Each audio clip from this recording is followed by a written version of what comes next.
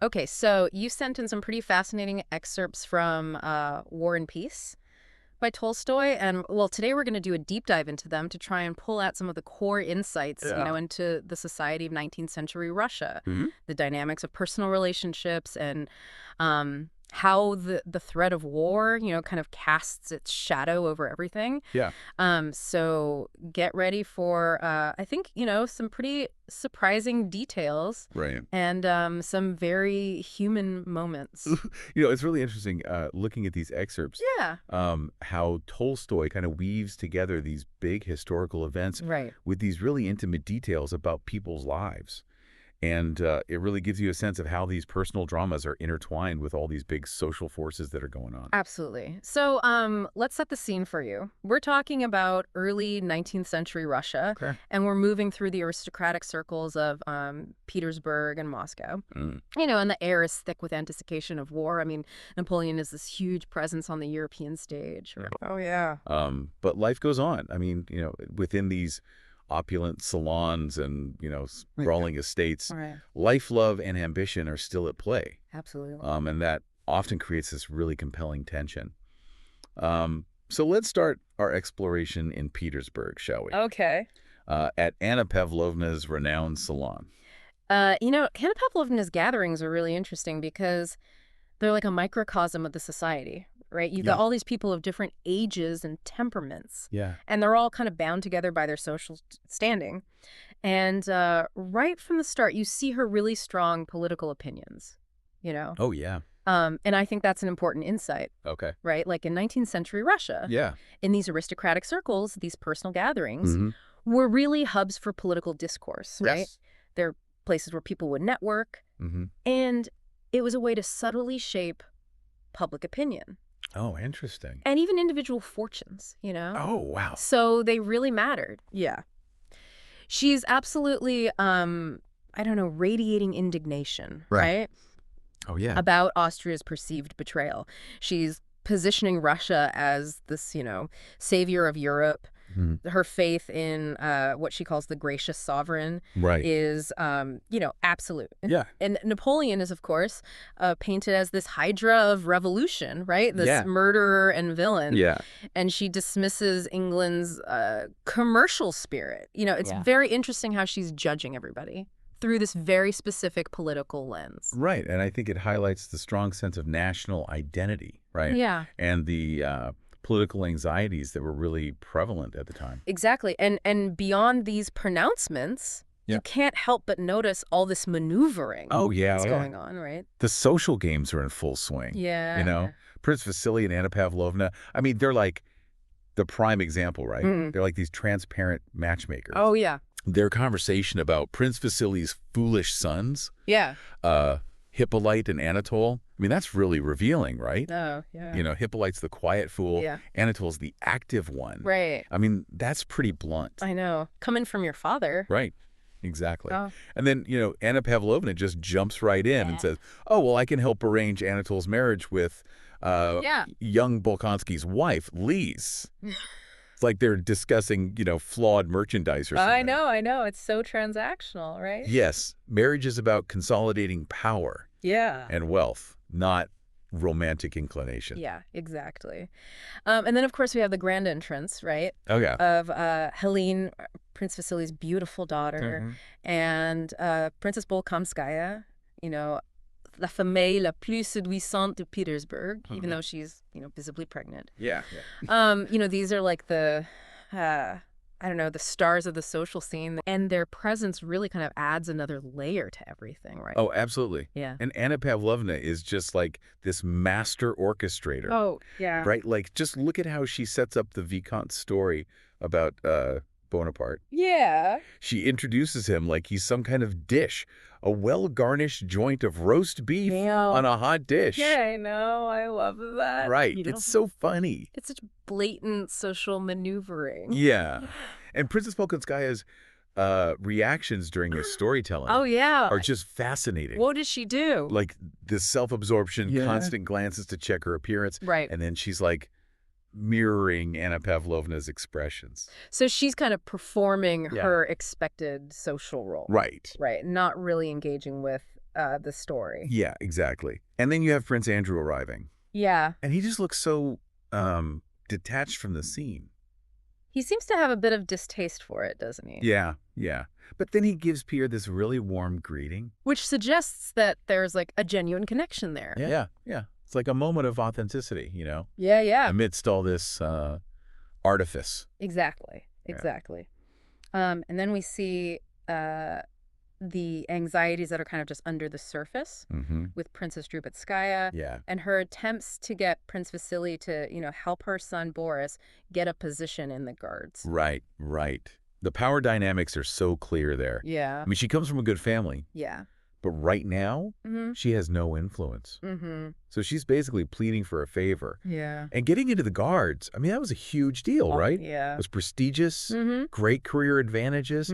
So, it shows just how high the stakes were for her. Right, right. And she just doesn't give up, right? No. Yep. I mean, even when Prince Vasily is being all evasive Yeah. and talks about how Kutuzov is being pestered by all these ladies from Moscow Right. to be, adjutants to their sons. It's like so much pressure on these families, right? Oh, yeah. Mm-hmm. To get their sons into these good positions. Yeah. And it wasn't just about social status. Yeah. It was about their future prospects, their financial security. Yeah, absolutely.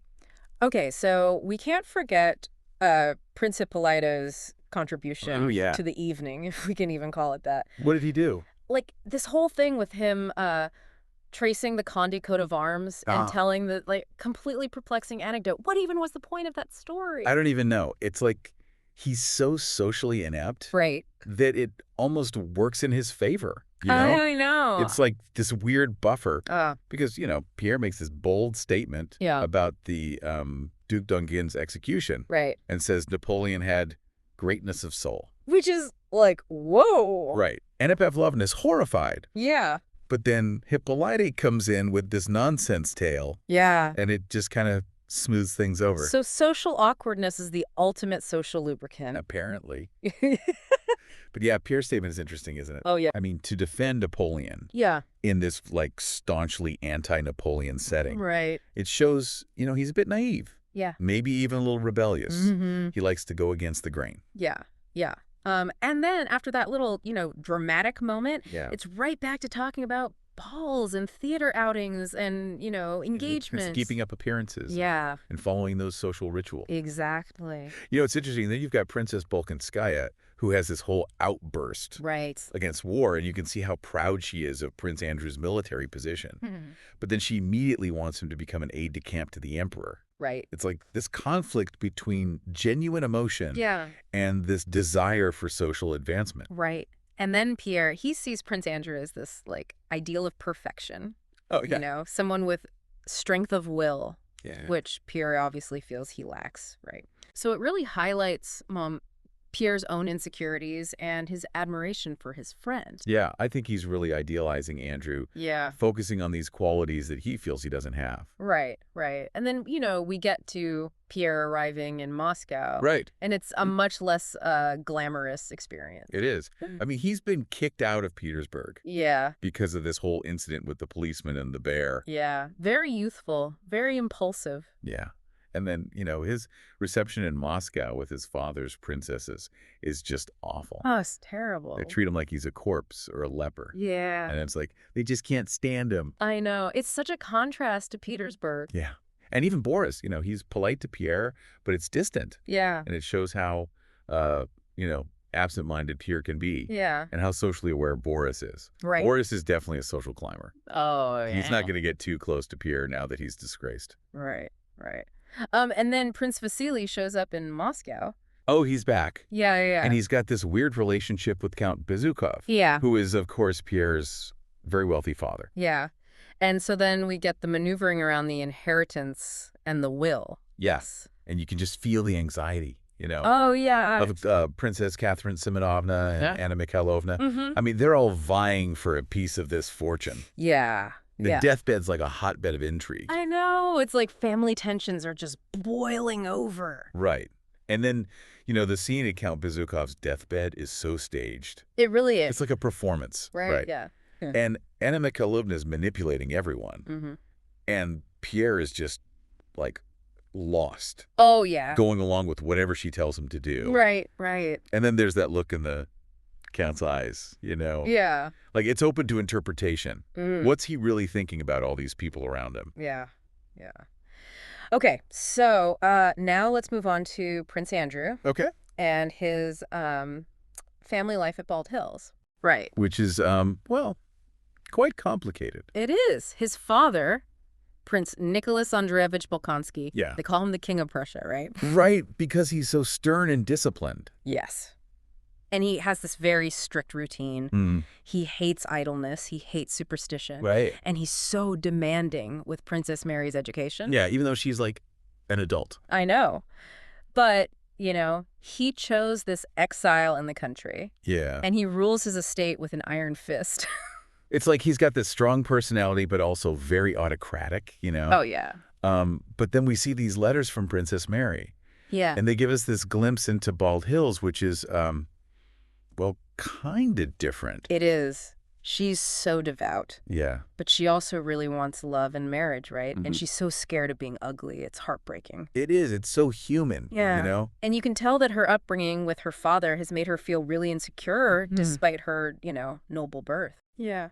Yeah. And then you have Prince Andrew and his wife, the little princess, arriving at, this kind of austere Bald Hills, right? Right. And she brings this lightness with her. Yeah. The social grace, which is such a contrast to Prince Andrew and the old prince. Right. But you can also tell that she's kind of scared of her father-in-law. Yeah. And the old prince, he's mocking all these military men. Oh, yeah. And especially Bonaparte. Right. He's got such strong opinions. Yeah, very conservative. Yeah. And then as Prince Andrew is leaving for war, you see him, meticulously arranging his belongings. Like Like these Turkish pistols, his saber. Yeah. It's like he's preparing, but maybe also, there's a touch of fatalism there. Right. Yeah. But then he's also really concerned about his wife, right? Yeah. Because she's pregnant, and he gives all these instructions for the accoucheur. Right. He's being so caring. Yeah. And the old prince is just so cold and distant. Right. So different. And you can really see how the threat of war, it's not just a backdrop, It's shaping everybody's lives. Yeah. And we start to see this even more directly, I think, in the descriptions of military interactions. So, we've got Kutuzov, who's thinking strategically right. Yeah. And he seems to want to kind of emphasize the poor condition of the Russian troops to the Austrian general, almost as a way to not join forces with them right away. It's pretty shrewd. Yeah.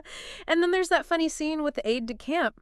Oh, yeah. Who's given, these conflicting orders about, whether the soldiers should wear their greatcoats. Right. And in what order they should march. It's so chaotic. It is. Even at the top, there's no clear communication. Exactly. And then the regimental commander, he's so relieved after the inspection. And he's trying to, make amends with Captain Timokhin. It's funny, right. It is. But it shows you how much pressure there is. Yeah. From the higher-ups. Absolutely. And then you have Kutuzov, who reads this boastful letter from Archduke Ferdinand. And it's just so ironic, right? Oh, yeah. Because the reality on the ground is so different from these grand pronouncements. Yeah, it's like Tolstoy's using irony to critique those in charge, Absolutely. Okay, so meanwhile, Prince Andrew is developing a reputation. Yeah. Right? But people are divided about him. Oh, how so? Some people on Kutuzov's staff, they really admire him. Yeah. But others, they don't like him. Why not? They think he's arrogant, maybe. It's because he's so different. Yeah. He doesn't really play the social game. Right. So people misunderstand him. Yeah. And then there's that incident where Rostov accuses Telyanin of, taking the purse. Yeah. And Denisov gets really angry. Oh, right. It shows you, how important honor is, the bonds between the soldiers, all these tensions that are kind of simmering. Right. And Rostov, he's so honorable that he admits he was in the room, even though it makes him look bad. Right. And Denisov, he's fiercely loyal to his men, and he's got a temper. Oh, yeah. Okay, and then we get this really chaotic scene at the Enns Bridge, right? Oh, yeah. Where Zherkov is just passing on all these contradictory orders. It's such a mess. I know, it's just chaos. All this confusion. Things could go really wrong. Yeah, Yeah. And Zherkov's just so casual about it. I know. It's dangerous, you know? Yeah, yeah. And then Prince Andrew arrives with this dispatch about Schmidt's defeat. Yeah. And it just brings this, like, reality check, you know? Right, the gravity of the situation. Yeah. Human cost of all this. Exactly. And Bilibin, Yeah. he's got these, like, cynical observations. Yeah. About the bloodthirsty soldier, you know? Right. And he gives Prince Andrew this jaded advice. Before his audience with the emperor. He's such a pragmatist. Yeah. He sees the world without any illusions. Right, right. And Prince Andrew, he's not impressed by Emperor Francis. Really? No, he's not. And he wants to be, like, in the action. Oh, yeah. Yeah. So he gets assigned to Bagration's detachment. Interesting. Yeah. And Kutuzov has this kind of detached conversation with him afterwards. Like, he really understands Andrew, you know? Yeah, yeah. So as we get closer to the front lines, the atmosphere changes. How so? Like, the disorder in the baggage train. Yeah. It gives way to this more orderly feeling. Really? Yeah, among the troops that are closer to the French. That's interesting. Isn't it? Yeah. It's like the imminence of battle brings some clarity. Right. They're focused on the task at hand. Yeah, yeah. So then we see Captain Tushin's battery. Yeah. And they're acting without orders. Right. Yeah. And Bagration is just so detached. Is he? Yeah. That could be interpreted in different ways, right? Yeah. I mean, maybe he's staying calm. Yeah. Or maybe he's just not engaged enough. Right, right. And then the dragoons, they're retreating under fire. And there's this, like, angry argument. Between the general and the colonel about how the troops are deployed. It's so chaotic. It is. It's like communication breaks down and there's all this tension between following orders and doing what's best for your men. Yeah, exactly. And then the hussars are cut off. Yeah. And they're forced to attack. Right. And we see Rostov's squadron facing this, you know, dividing line just before the engagement. That's such a powerful image, right? Oh, it is. Of the fear and uncertainty of battle. Yeah. Like life or death. Right, right. And the aftermath. Yeah. It's just brutal. In what way? Like the soldiers are exhausted. Yeah, you hear the wounded crying out. And then this figure on a white horse appears. It's so stark, you know. Yeah. Suffering of the soldiers and then these big movements of people in charge. Yeah, yeah. And then finally, in this section, we see Pierre just kind of accepting Prince Vasily's manipulations. Still. Yeah, yeah. About his inheritance. Yeah, yeah. He's so naive. I know. He just lets people take advantage of him. Right, right.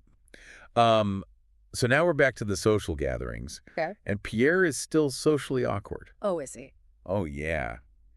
And Helene is, you know, still the picture of grace. It's like their marriage hasn't changed anything, has it? Yeah, yeah. She's at ease, and he's still struggling. Yeah. And then we have Prince Vasily, who's trying to arrange a marriage. Indeed. Yeah, between his son Anatole and Princess Mary. Another strategic marriage. I know. No love involved. Yeah, yeah. And Anatole doesn't even care. Really? No, he doesn't. And what about the old prince? Oh, he steps in and tells Anatole to be respectful. That's right. It's like a reminder of his power, right? Oh, yeah. And then Princess Mary. Yeah. She's so conflicted about marriage. Yeah. You know, she feels inadequate. She doesn't think she's good enough. Yeah, yeah. And she prays for guidance. It's sad. I know. You know? Yeah. She wants love, but she's got all this baggage. Right. So Boris visits the Rostovs, and you can see how he's like climbing the social ladder, you know? Right. He's polite to Nicholas, but it's condescending. Really? Yeah. And he's more interested in the other guards officers, right? Yeah, because they're more useful to him. He's all about those connections. And then there's Berg. Yeah. With his self-important story. Oh, yeah. It's all about rank and status, you know? Everyone's trying to impress each other. Yeah, yeah. So then there's this review of the troops after the Battle of Austerlitz, you know, with the Tsar and the two emperors. And it's this huge spectacle. It's a display of power, right? Yeah. And Boris is so eager for action. Yeah. And Prince Andrew is, you know, much more reserved. Yeah, they're so different. Yeah. But then there's this victory at Wischau, and the reactions are really interesting. How so? The emperor is uncomfortable when he sees the wounded soldier. Yeah. But the army thinks it's a great victory. It's like a disconnect between the leaders and the reality of war. Right, right. And Bilibin makes these funny comments about the Russian command because it's so multinational, you know. Right, all these different nationalities. Yeah. It's going to be hard to stay unified. Exactly. And before the battle, Prince Andrew is thinking about death and his family, you know, and Rostov is all excited about fighting for the Tsar. Again, such different perspectives. Yeah, yeah. And then the Battle of Austerlitz happens, you know, with all the fog and Napoleon's there and Kutuzov's in despair. Right. And then Prince Andrew grabs the standard. Oh. Yeah, and he gets wounded. Oh, no. Yeah, and he meets Napoleon. It's like this huge turning point for him. Oh, it is. Right. Yeah. Facing death, meeting his enemy. Yeah. It makes him rethink everything. Right, right. And then, thank goodness, we have Rostov going home to Moscow. Yeah. And it's this joyful reunion. It is. He's grown so much. Oh, yeah. He's not the same naive young man anymore. Yeah, yeah. And the old count is preparing for his name day celebration. Right. And Anna Mikhailovna is still there. Oh, of course. Yeah, you know, involved in everything. Always working things to her advantage. Yeah. Yeah. And then Pierre, he's so preoccupied. Is he? Yeah, because he thinks Helene is having an affair with Dolokhov. Oh, no. Yeah.